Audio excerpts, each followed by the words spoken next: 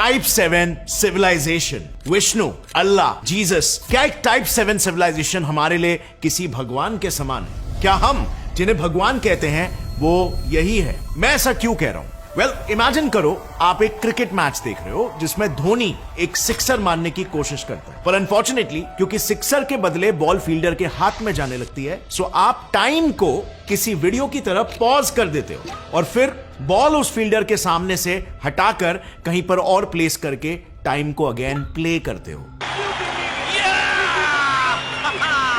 Well, that is exactly what a Type 7 civilization creature can do. क्योंकि सभी reality, सभी dimension, सभी timelines, यहां तक कि सभी नेचुरल लॉज एक टाइप 7 जीव चुटकी बजाते ही बदल सकता है।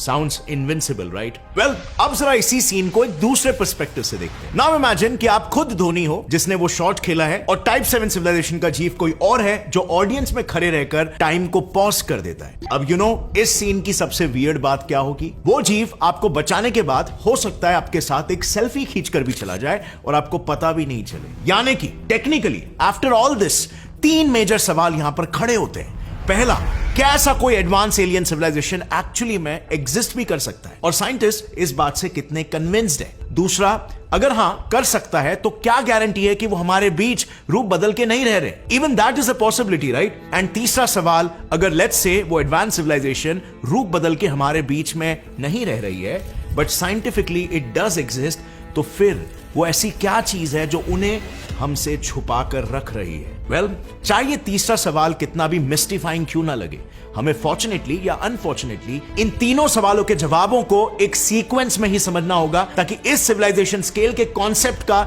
एक कंप्लीट सेंस बन सके। क्योंकि इस टाइप 7 की गुत्थी को कॉन्सेप्ट कहो या फ्रेमवर्क कहो, थियरी कहो या हाइपोथेसिस, आज से करीब 70 साल पहले एक लॉजिकल पर्सपेक्टिव के साथ खुद रिसर्चर्स और साइंटिस्ट ने इसे दुनिया के सामने रखा था।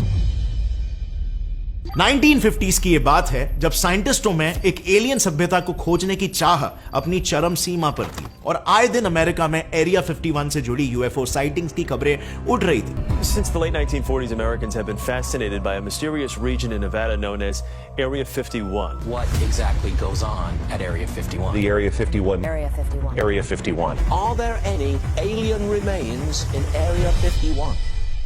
और तभी कुछ साइंटिस्टों ने ऐसे एडवांस्ड एलियन सिविलाइजेशन से जुड़े थ्रेट्स को प्रेडिक्ट और असेस करने के लिए उन्हें अलग अलग एडवांसमेंट्स के स्केल पर क्लासिफाई करना शुरू किया।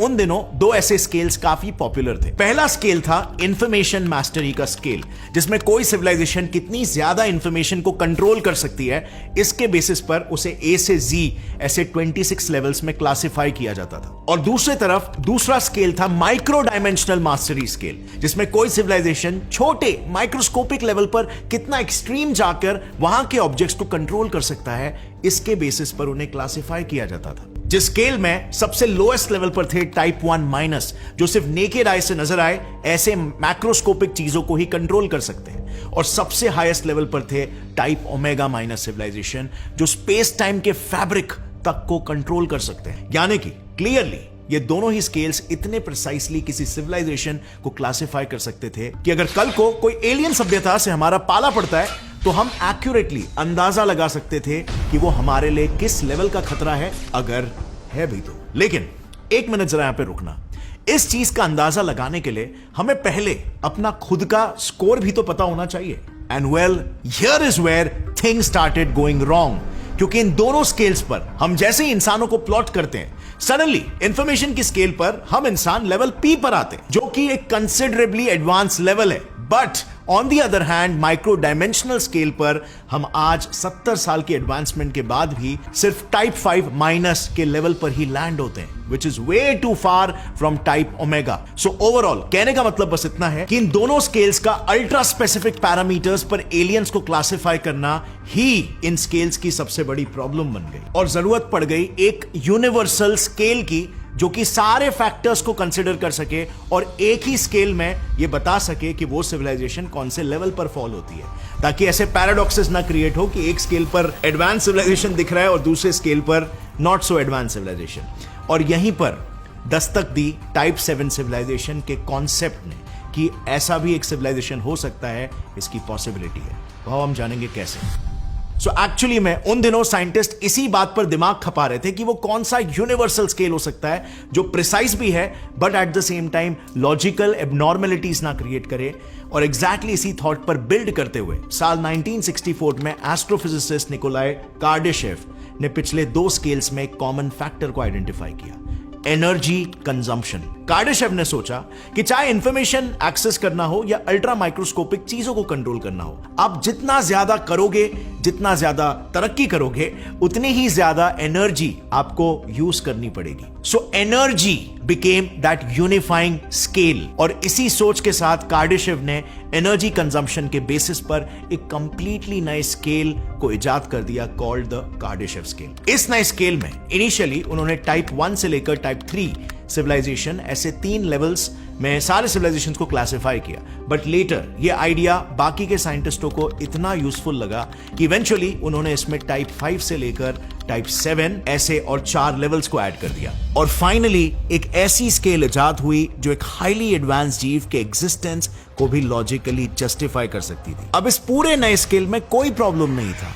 एक्सेप्ट वन, वो ये कि इस स्केल ने लिटरली हमें हमारी औकात दिखा दी। एक आईने की तरह हमें साफ दिखा दिया कि हमें काफी टेक्नोलॉजिकली पिछड़े हुए जीव है। और एक बहुत बड़ा सवाल खड़ा कर दिया कि टाइप 7 सिविलाइजेशन तो छोड़ो, क्या हम भविष्य में कभी इतने भी एडवांस हो पाएंगे कि एक टाइप 3 सिविलाइजेशन जैसे कंपैरेटिवली सिंपल सिविलाइजेशन को भी डिटेक्ट कर पाए? क्या हम उतना एडवांस भी कर पाएंगे और क्या हम तब तक जिंदा भी रहेंगे? देखो, एस्ट्रोफिजिसिस्ट कार्ल सेगन ने हम कितनी एनर्जी यूज करते हैं इसे जब कैलकुलेट किया था, तब उन्हें पता चला कि करंटली हम इंसान टाइप 1 सिविलाइजेशन तक भी नहीं पहुंचे। हम 0.73 के लेवल पर हैं और सिर्फ टाइप 1 सिविलाइजेशन बनने के लिए हमें और 200 से 300 सालों का समय लगने वाला है। और ऐसा इसीलिए क्योंकि टाइप 1 सिविलाइजेशन वो लेवल है जहां पर हम अपने मॉडर्न टेक्नोलॉजी की मदद से अपने होम प्लैनेट की ऑलमोस्ट 100% एनर्जी को निचोड़ने के काबिल बन जाएंगे। और फिर उसके बाद हमें अपने इसी हाईटेक, हाईली एडवांस लाइफस्टाइल को फर्दर सपोर्ट करने के लिए और ज्यादा एनर्जी की जरूरत पड़ने लगेगी। तो फिर हम सन जैसे दूसरे एनर्जी सोर्सेस की ओर बढ़ने लगेंगे और उनसे एनर्जी निचोड़ने लगेंगे, which will bring us closer to a type 2 civilization. यहां पर हम बेसिकली अपने होस्ट स्टार, जो कि हमारे केस में सूरज है, सन, उसे डायसन स्फीयर जैसे इंजीनियरिंग मार्वल से कवर कर लेंगे, जो अपने सोलर पैनल से भरे रिंग से हमारे सूरज की सारी एनर्जी इलेक्ट्रिसिटी के रूप में पृथ्वी तक पहुंचाएगा। लिटरली इसका मतलब सूरज की सारी एनर्जी निचोड़ना होगा और इस एनर्जी से इवेंचुअली ऐसी टेक्नोलॉजी बना पाएंगे जो हमें दूसरे सोलर सिस्टम्स तक पहुंचाने में मदद करेगा। और ऐसे करके हम दूसरे सोलर सिस्टम्स के सन्स को भी निचोड़ने लगेंगे थ्रू डायसन स्फीयर्स और अपने टेक्नोलॉजी एडवांसमेंट को इस कदर कैटलाइज करेंगे कि धीरे धीरे हम पूरी गैलेक्सी पर ही कब्जा करने लगेंगे और मिल्की वे का हर स्टार डायसन स्फीयर से कवर्ड दिखने लगेगा। और ऐसा करते ही हम बन जाएंगे अ टाइप 3 सिविलाइजेशन। अब थोड़ा सा सपना देखना बंद करते हैं और आ जाते हैं पृथ्वी के जमीन पर। रियलिस्टिकली स्पीकिंग, फिलहाल ना तो हम सन की पूरी एनर्जी यूज करने के काबिल हुए हैं और ना ही पृथ्वी पर गिर रहे सूरज के हर किरणों की, एंड नॉट इवन पृथ्वी की। सो जब हम अब तक अपने पृथ्वी की ही टोटल एनर्जी यूज करने में इनकेपेबल है, तो हम किसी एडवांस एलियन सिविलाइजेशन को क्या ही डिटेक्ट करेंगे? पॉसिबल ही नहीं है। तो फिर आखिर हमारे साइंटिस्टों ने टाइप 7 सिविलाइजेशन के एग्जिस्टेंस का आइडिया पैदा ही क्यों किया? वेल, जब हमने इस बारे में थोड़ी सी रिसर्च की तो वी फाउंड आउट ये आइडिया ओरिजिनली शायद कार्डाशेव को ही आ गया होता, अगर अपने जमाने में उन्होंने भी ब्रह्मांड की ऐसी तस्वीरें देखी होती जो एडविन हबल जैसे मॉडर्न एस्ट्रोफिजिसिस्ट ने देखी थी।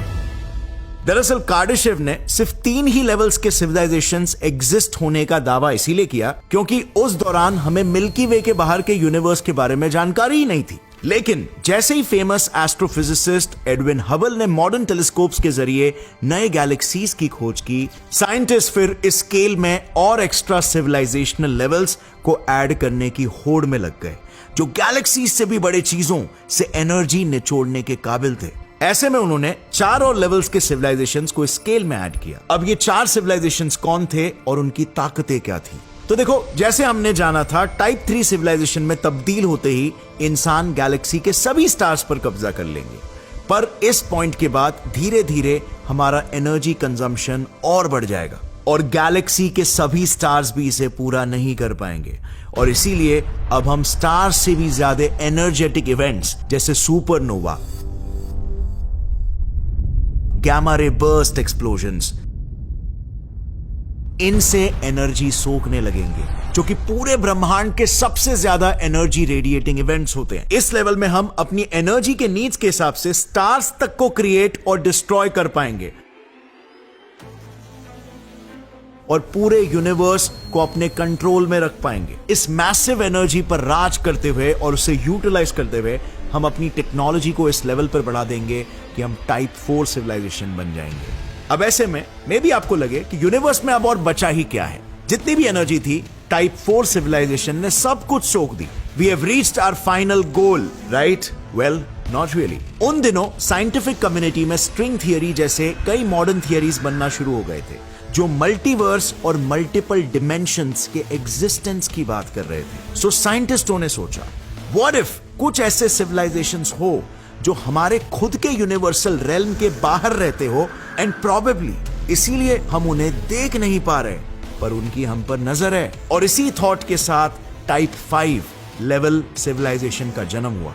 इस लेवल पर हम लिटरली पूरे के पूरे गैलेक्सीज को निचोड़ने लगेंगे और फाइनली ऐसी टेक्नोलॉजी बना लेंगे जो हमें पैरेलल यूनिवर्सेस में ट्रैवल करा सके। यू नो, लाइक डीसी के फ्लैश की तरह, जो इंटर डायमेंशनल पोर्टल्स के जरिए पैरेलल यूनिवर्सेस में हॉप कर पाता है। This itself is mind blowing, right? Just imagine एक ऐसी एडवांस सभ्यता जो अपने खुद के यूनिवर्स की सारी एनर्जी निचोड़ चुकी है और वो पोर्टल्स के जरिए दूसरे यूनिवर्सेस में ट्रैवल कर रहे हैं एट देयर कन्वीनियंस, और उन हिडन डिमेंशंस में से वो सारी एनर्जी को एक्सट्रैक्ट कर रहे हैं। ऐसा कर पाने के ताकत से ही एक सिविलाइजेशन ऑफिशियली लेबल हो जाएगी टाइप 6 सिविलाइजेशन। यानी कि इस लेवल पर आने के बाद that civilization would have entire control of all the cosmos throughout. Just सिर्फ एक चीज का कंट्रोल उनके पास अब तक नहीं आया होगा, एंड दैट इज फिजिक्स के लॉज के विपरीत जाकर मैटर को क्रिएट और डिस्ट्रॉय करने की ताकत। तो टाइप 6 सिविलाइजेशन इंस्टेड एक टाइप 7 सिविलाइजेशन कहलाने लगेगी, क्योंकि साइंटिस्टों के अनुसार टाइप 7 सिविलाइजेशन एक सिविलाइजेशनल पावर नहीं बल्कि एक इंडिविजुअल पावर होगा। वो एक इंडिविजुअल माइंड वाला बीइंग होगा जिसके अंदर पूरे ओमनीवर्स के सारे थॉट्स, सारा इंफॉर्मेशन और सारे टाइमलाइंस ट्रांसेंड हो चुके होंगे। यानी कि पूरे ओमनीवर्स में जो भी कॉन्शियसनेस होगा वो सब कुछ एक सुपर बीइंग के माइंड में ट्रांसेंड हो जाएगा। वो बीइंग ओमनीपोटेंट यानी ऑल पावरफुल, ओमनी प्रेजेंट यानी हर जगह मौजूद, और ओमनीशियंट यानी उसको हर चीज का नॉलेज है, वो एक ऐसे सुपर बीइंग में तब्दील हो जाएगा जिन्हें आज शायद हम भगवान कहते हैं। बट फर्क सिर्फ इतना है कि शायद वो असलियत में भगवान ना हो, क्योंकि भगवान को हम सिर्फ अच्छाई से एसोसिएट करते हैं। अब फ्रेंड्स, यहां पर आता है एक बहुत ही गहरा सवाल। क्या सबूत है कि एक टाइप 7 सिविलाइजेशन का बीइंग आज के तारीख में एग्जिस्ट नहीं करता है और हम उसके पार्ट ऑलरेडी नहीं है? वेल, क्या सबूत है कि हम इंसान, हमारी पृथ्वी या हमारा पूरा यूनिवर्स उस विशालकाय जीव का महज एक अंश नहीं है? And this brings me to the unavoidable question and the title of the video, कि क्या हम वाकई में किसी इतने विशाल जीव के अंदर रहते हुए उसके अस्तित्व को डिटेक्ट कर सकते हैं? Well, most of the scientist के and even according to me इसके chances almost next to impossible है। इस चीज को हम एक और एक इंटरेस्टिंग पर्सपेक्टिव से समझ सकते हैं, बायोलॉजी के पर्सपेक्टिव से। लाइक आज से 500 मिलियन साल पहले जब ये स्पंज पृथ्वी पर आया था, तो वो लगभग सभी life processes like respiration, excretion इन पोर्स के जरिए ही करता था। लेकिन जैसे ही उसके सेल्स ने ज्यादा एनर्जी कंज्यूम करना शुरू किया, उन सेल्स ने अपने आप को इवॉल्व करके ग्रुप्स में बांट लिया और धीरे धीरे वो सेल्स ऐसे ऑर्गन्स में तब्दील हुए जिन्हें बॉडी में अलग अलग रोल्स मिलने लग गए। लाइक हार्ट सेल्स सर्कुलेशन करने लगे या स्पर्म सेल्स और एग्स रिप्रोडक्शन करने लगे।